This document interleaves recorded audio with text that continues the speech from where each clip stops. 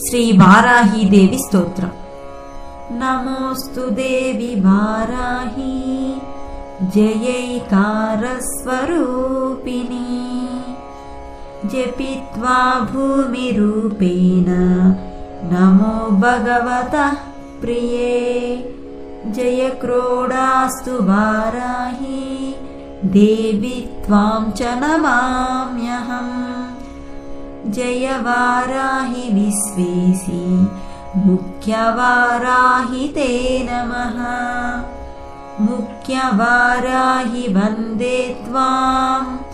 अन्धे अन्धिनि ते नमः सर्वदुष्टप्रदुष्टानां वाक्स्तम्भनकरी नमः नमस्तम्भिनि स्तम्भे त्वाम् जृम्भे जृम्भिनि ते नमः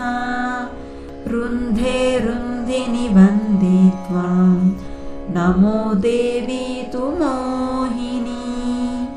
स्वभक्तानां हि सर्वेषां सर्वकामप्रदे नमः बाह्वास्तम्भकरी वन्दे चित्तस्तम्भिनि ते नमः चक्षुस्तम्भिनि त्वां मुख्या स्तम्भिनी ते नमो नमः जगत्स्तम्भिनि वन्दे त्वां जिह्वास्तम्भनकारिणी